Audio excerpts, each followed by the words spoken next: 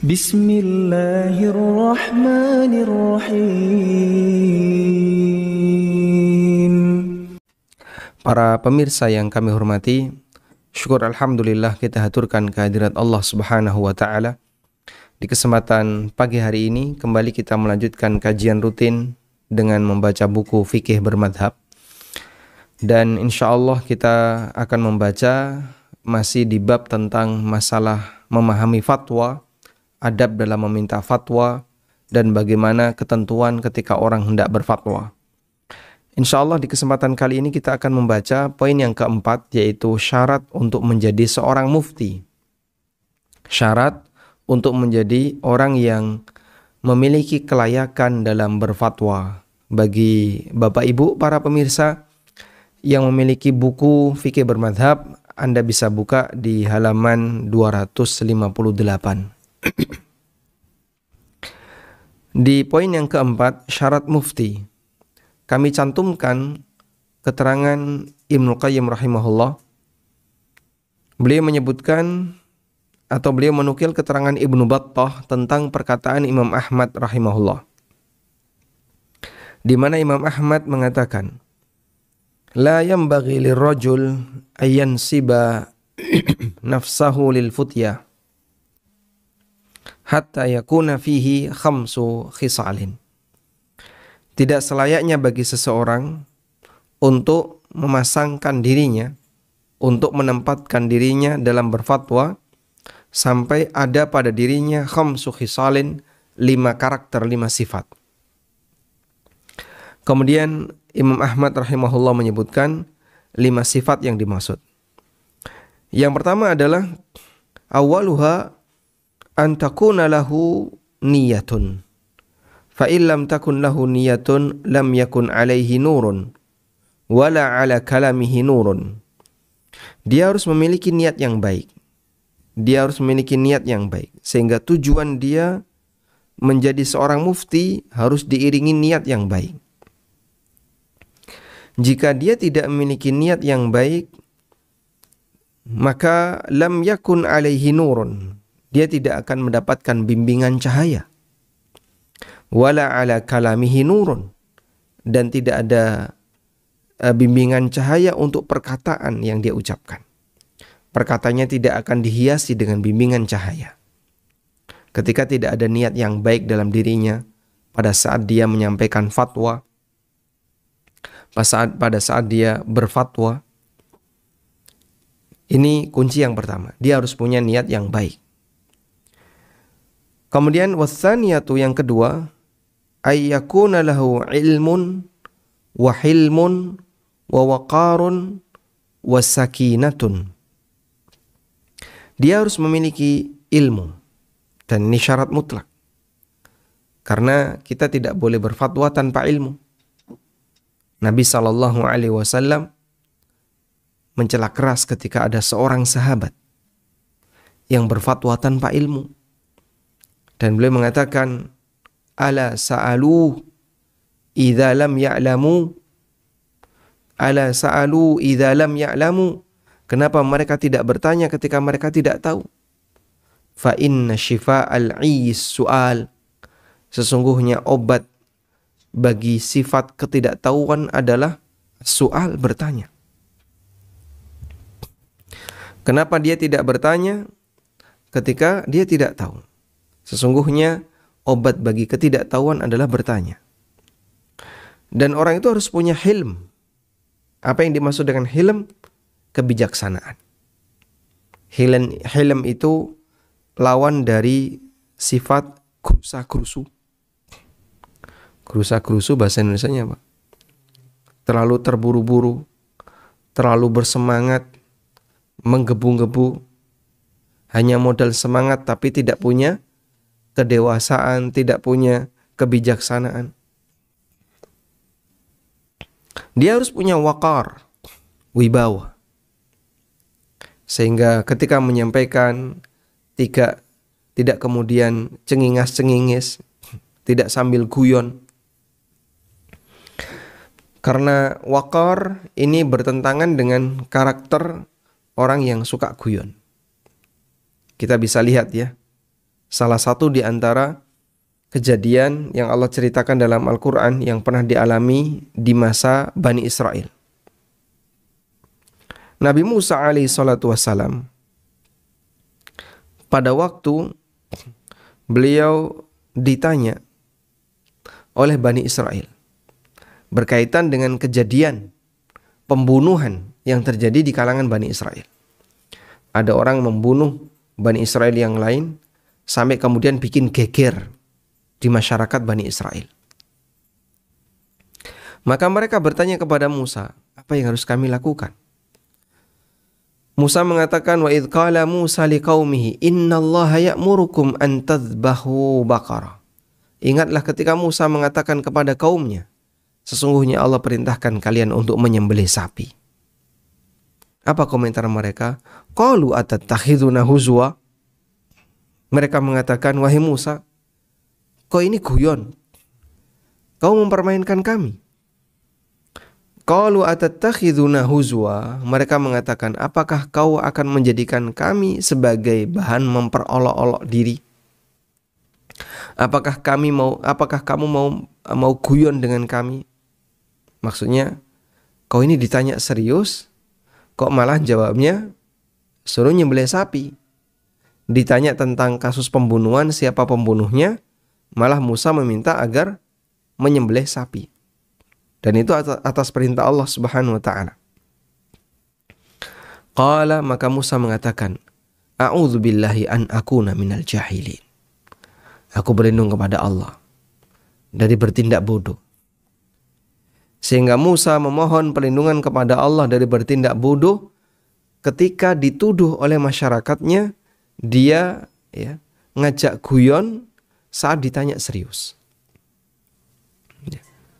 Dia disebut atau beliau sallallahu alaihi wasallam dituduh mempermainkan kaumnya ketika ditanya serius oleh kaumnya.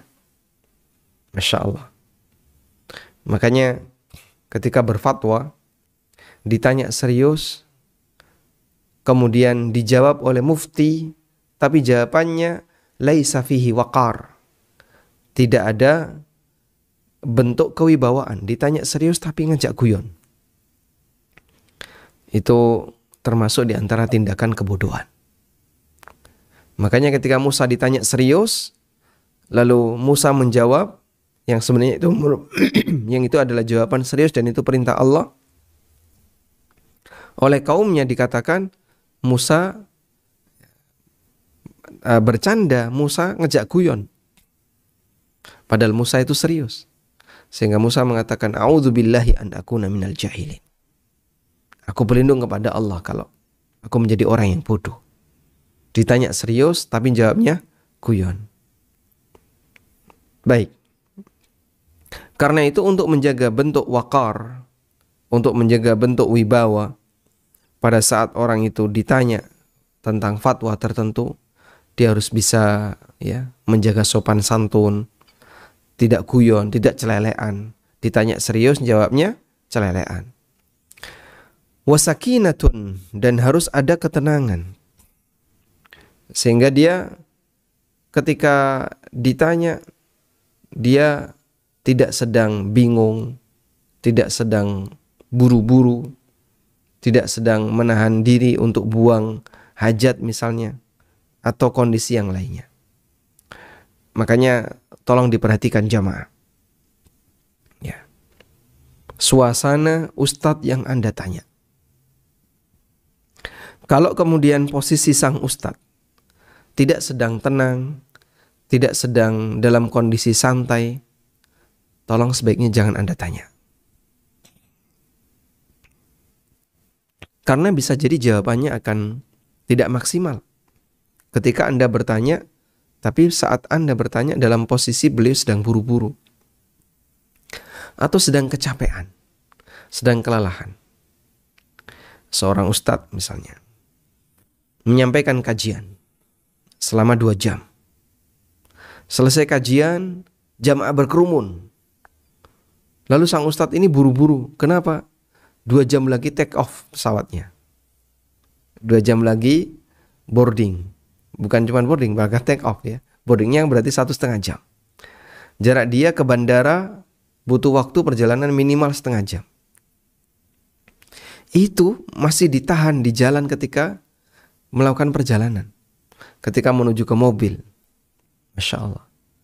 Anda bisa bayangkan, kira-kira semacam ini bisa nggak beliau akan memberikan jawaban dengan baik?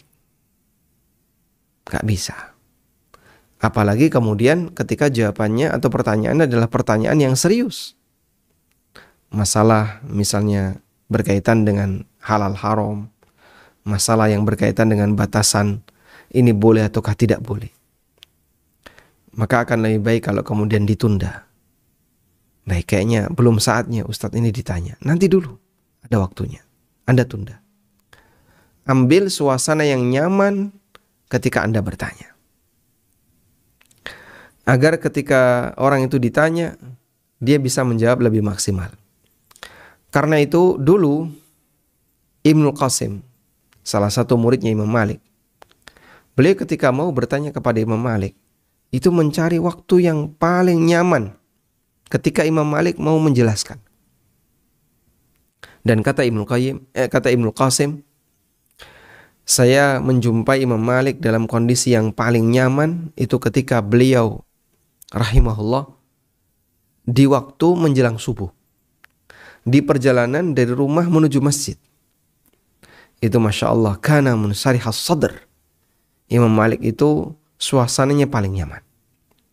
Dan itu yang dimanfaatkan oleh Ibnu Qasim ketika beliau mau bertanya kepada Imam Malik. Sampai Ibnu Qasim itu tidur di depan rumahnya Imam Malik. Sehingga Ibnu Qasim tidur di depan teras Imam Malik. Kalau kemudian Imam Malik berangkat, maka Ibnu Qasim bangun dan langsung mengiringi Imam Malik ketika berjalan menuju masjid sambil bertanya tentang beberapa masalah seputar masalah agama. Itu contoh sederhana bagaimana para ulama memilih waktu yang tepat ketika bertanya. Oleh karena itu, di beberapa kesempatan ya, ketika sang ustadz ditanya dalam posisi beliau tidak sedang fokus, maka sebaiknya Anda tidak bertanya. Ketika beliau sedang makan, ditanya, Masya Allah, Pak, ini waktunya beliau makan. Dan yang namanya orang makan, berarti yang dilihat adalah posisi makanan. Ketika beliau sedang, misalnya dalam posisi kecapean, ditanya, Masya Allah, ini seharusnya beliau istirahat, bukan untuk ditanya. Sehingga mohon diperhatikan suasana yang sedang dialami oleh orang yang akan Anda tanya. Karena jawabannya itu bukan jawaban yang ngawur. Itu jawaban butuh mikir. Kadang sedang makan, sudah menyuap ya, sudah masuk makanan itu sedang mengunyah, ditanya. Coba jawabnya gimana? Tidak jawab, nanti dikiranya Ustadz nggak perhatian, sombong. Mau jawab, ini jawabnya gimana? Ini sedang mengunyah, disuruh jawab. Ya nanti kalau jawab mungkin ada nasi yang nembak-nembak. Maka tolong diperhatikan adab semacam ini. Dan seringkali kita jumpai ada sebagian orang yang kurang begitu memperhatikan adab, sehingga ketika dia bertanya tidak melihat suasana. Kalau buru-buru sebaiknya jangan ditanya. Kalau beliau sedang ada kegiatan yang lain, jangan ditanya. Karena jawaban itu tidak akan maksimal. Tayyib. Ats-tsalitsah, yang ketiga. Ayyakuna qawiyan ala ma huwa fihi wa ala ma'rifatihi. Dia harus yakin dengan kebenaran dari keterangan yang dia sampaikan. Wa ala ma'rifatihi, dan yakin dengan pengetahuan yang dia miliki. Sehingga kalau dia nggak yakin, dia masih ragu. Saya belum begitu yakin untuk memberikan jawaban ini. Saya masih ragu. Kalau dalam posisi seperti itu, masih ragu, belum yakin, dan seterusnya, berarti dia belum saatnya untuk memberikan fatwa. Perlu mengkaji dulu lebih dalam sampai yakin dengan apa yang akan dia jadikan sebagai jawaban. Kalau belum yakin belum boleh. Nah, ar-rabi'ah yang keempat, al-kifayah. Wa illa madaghahun nas. Dia harus memiliki, yang keempat, harus memiliki kecakapan. Kecakapan dalam memberikan jawaban. Wa illa, jika tidak, maka dia akan diremehkan oleh masyarakat. Sehingga kalau dia menjawab tapi kurang begitu punya modal untuk memberikan keterangan, selesai menjawab dibantah. Ketika dibantah dia nggak bisa memberikan bantahan, maka dia akan diremehkan oleh masyarakat. Sehingga dia ketika memberikan sebuah fatwa dalam kasus tertentu, misalnya kasus A, dia ngasih fatwa kasus A. Kasus A ini akan melebar kemana saja, Pak? Akan melebar ke B, akan melebar ke C, melebar ke D. Dia harus punya kifayah, punya kecakapan. Kecakapan terhadap masalah tersebut, sehingga ketika melebar ke beberapa kasus yang lain, dia juga punya jawabannya.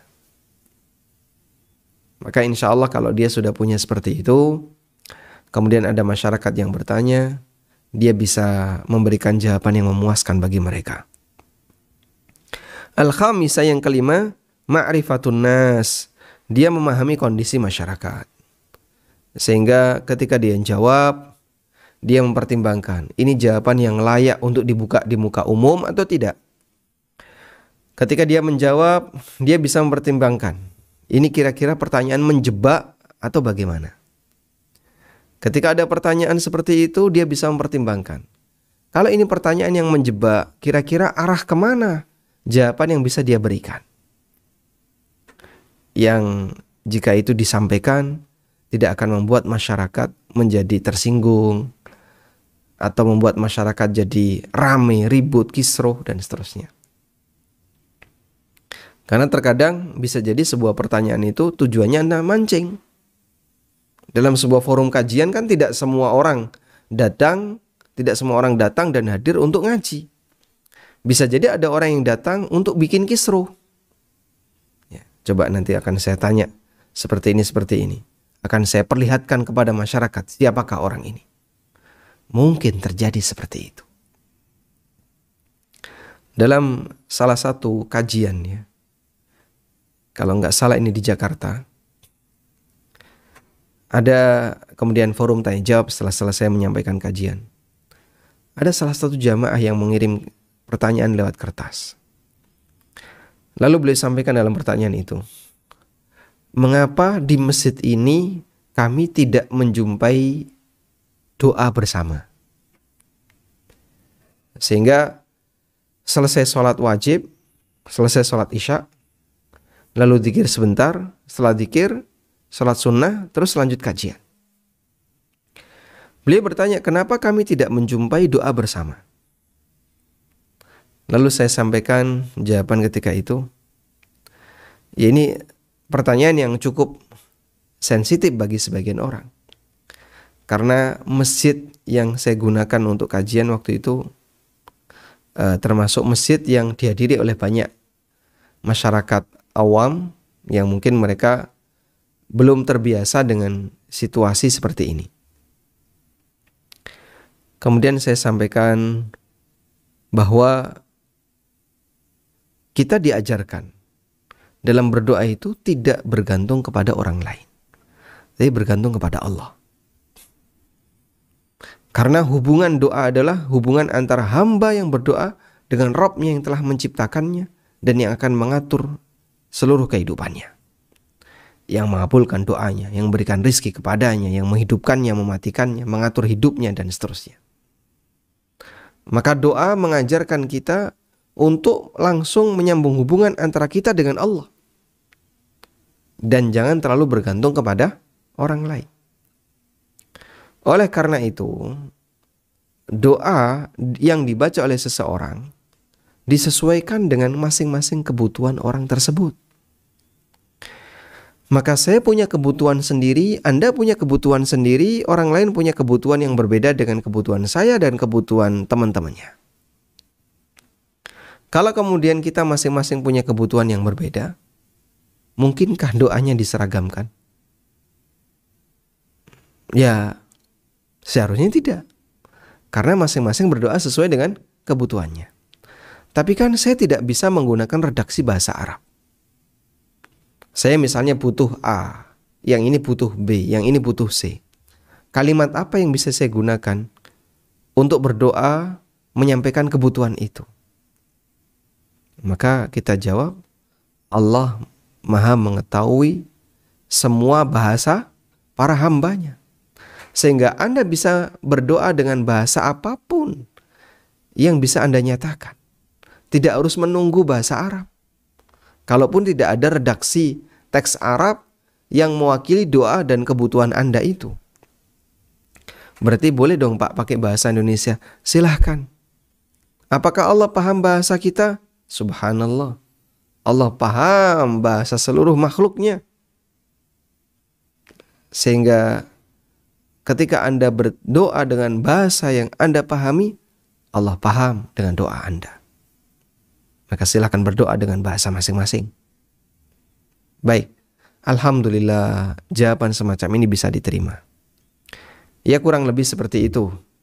Contoh ketika kita mendapatkan sebuah pertanyaan, namun kemudian dijawab dengan jawaban, tapi pakai pendekatan yang melihat latar belakang dari masing-masing masyarakat ketika kita berada di sana. Dan apabila dirasa bahasanya pertanyaan itu sangat sensitif dan jawaban itu bisa bikin ramai di masyarakat, maka Anda bisa tawarkan kepada mereka. Kadang dalam sebuah forum kajian lalu ada salah satu jamaah yang bertanya, dan pertanyaan ini jelas, pertanyaan yang jelas-jelas menyinggung masalah yang sensitif. Pak Ustadz, di sini sebenarnya tahlilan itu apa sih hukumnya? Kenapa masyarakat itu ribut masalah tahlilan? Sementara di hadapan kita mungkin masyarakat itu beragam. Ada yang dalam urusan tahlilan dia ikut, ada yang tidak ikut dan seterusnya. Maka kita tawarkan kepada jamaah. Masya Allah, ini pertanyaan yang sangat sensitif kalau kemudian dibahas di sini. Maka selanjutnya kami kembalikan kepada para jamaah, apakah pertanyaan ini perlu untuk dijawab atau tidak. Mungkin mereka akan ribut. Wah, perlu, ada yang nggak perlu, udah biarin aja, nggak usah dijawab dan seterusnya. Udah, dengan cara itu berarti kita sudah menawarkan kepada mereka konsekuensi kalau ini dijawab. Kalau kemudian mereka sudah siap dengan konsekuensinya, akhirnya mereka sendiri yang menentukan. Mereka jamaah sendiri yang menentukan.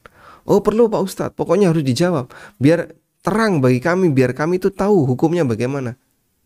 Tapi nanti akan ada konsekuensi seperti ini. Ya sudah, kita sudah siap dengan itu. Kalaupun memang beda ya beda, tidak apa-apa. Tapi perbedaan itu didasari dengan ilmu.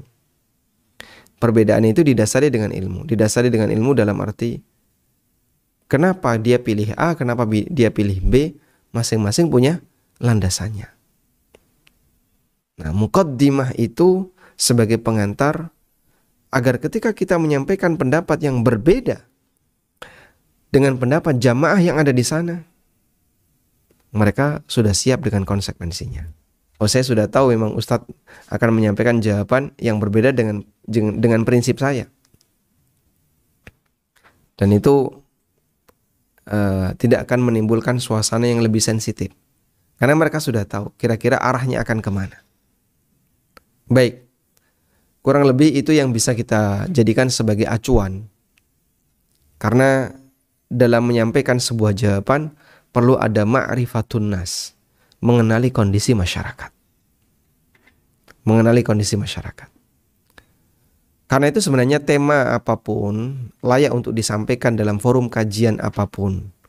Cuman perlu dikenali kondisi masyarakat dan lihat latar belakang mereka. Ada keadaan di mana jawabannya perlu tegas.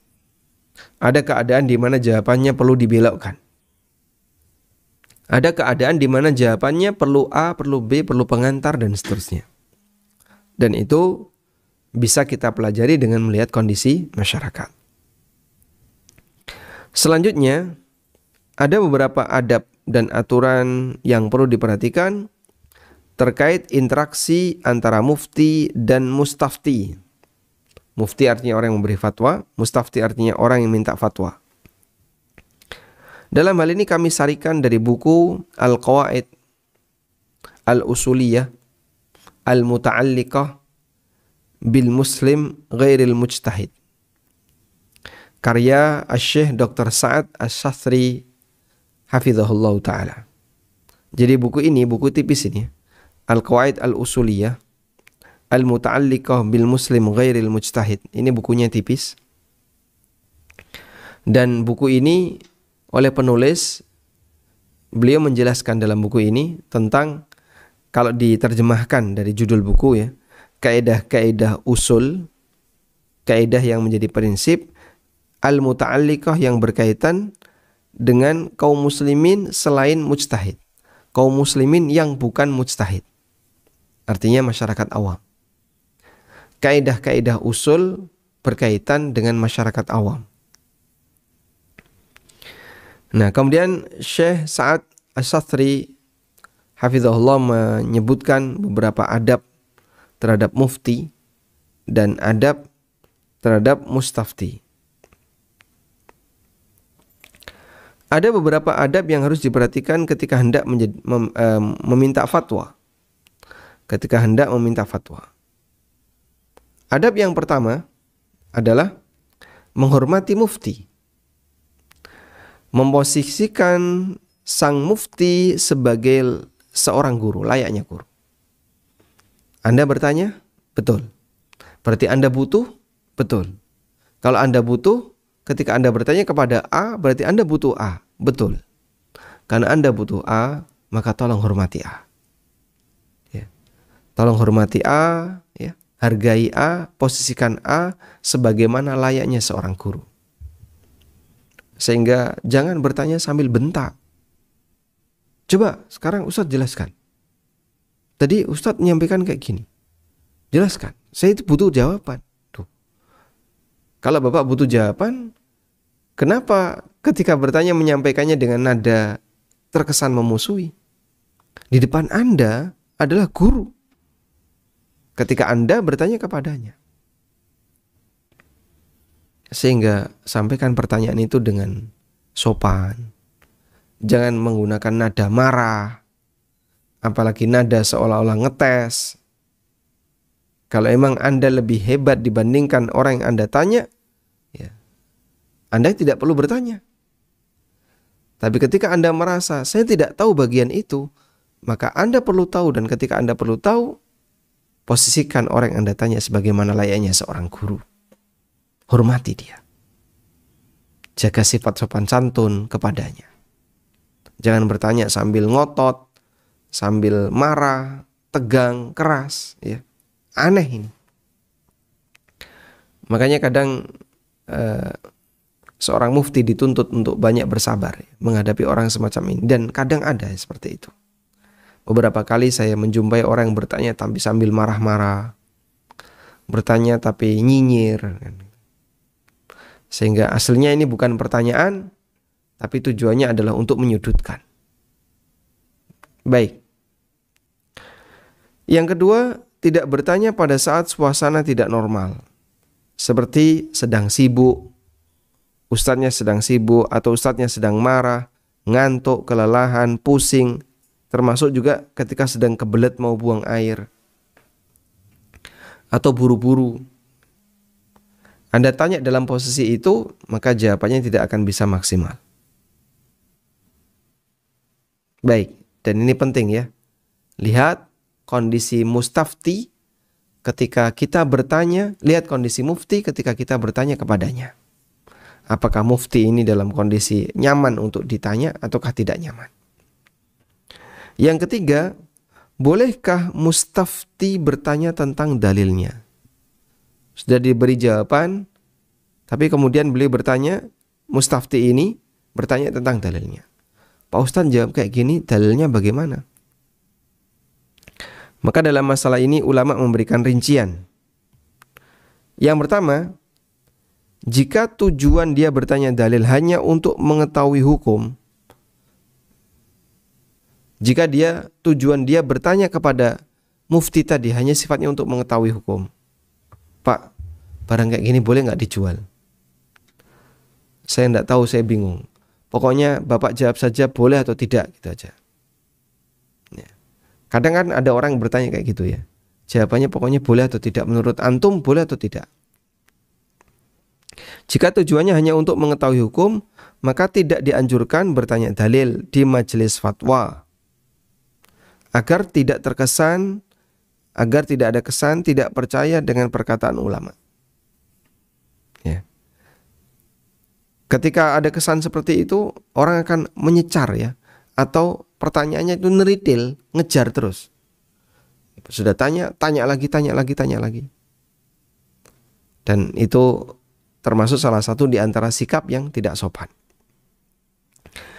Namun jika tujuannya dalam rangka untuk mencari bimbingan atau dalam suasana belajar, ya, yaitu istirsyad, maka dibolehkan untuk bertanya tentang dalil. Sehingga tingkatannya untuk yang kedua ini lebih tinggi daripada yang pertama. Sehingga yang kedua ini ketika dia bertanya, dia itu bertanya tidak hanya sebatas tahu hukum, tapi juga ingin tahu bagaimana metode beristihad yang dilakukan oleh sang ulama ini. Wallahu alam. Dan insyaallah untuk yang kedua seperti ini hukumnya diperbolehkan. Walhamdulillahirabbil alamin. Dan di sini ada beberapa materi yang lain, insyaallah akan kita bahas di pertemuan berikutnya. Demikian, semoga bermanfaat. Wassallallahu ala nabiyyina Muhammadin wa ala alihi wa sahbihi wasallam.